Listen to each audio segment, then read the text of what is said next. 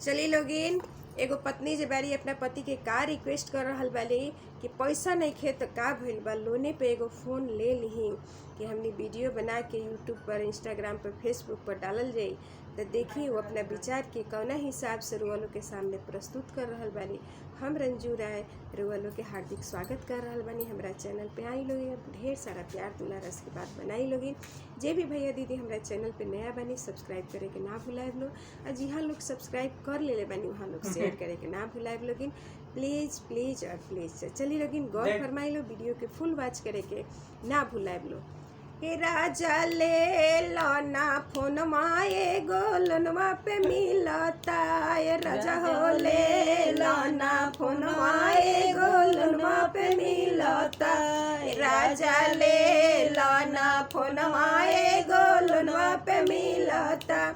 साथे साथे वीडियो बना के डालब इंस्टाग्राम पे, साथे साथे वीडियो बना के डालब इंस्टाग्राम।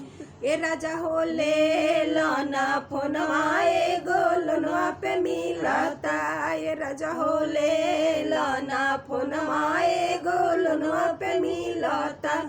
हो खेबा वायरल राजा घूमल जाई कार से, हो खल जाई वायरल राजा घूमल जाई कार पे। ये राजा हो ले लौना फोनवा गोलनवा पे मिलता, ये राजा हो ले लौना फोनवा गोलनवा पे मिलता। साथे साथे वीडियो बना के डालब फेसबुक पे, साथे साथे वीडियो बना के डालब यूट्यूब पे। ये राजा हो ले लौना फोनवा गोलनवा पे मिलता, राजा हो ले लौना फोनवा गोलनवा पे मिलता। साथे साथे वीडियो बना के डालब फेसबुक पे, साथे साथे वीडियो बना के डालब फेसबुक पे।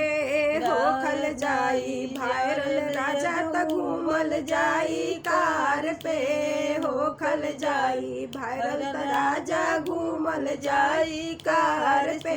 ये राजा हो ले लौना फोनवा गोलनवा पे मिलता, ये राजा हो ले लौना फोनवा गोलनवा पे मिलता, राजा हो ले लौना फोनवा गोलनवा पे मिलता।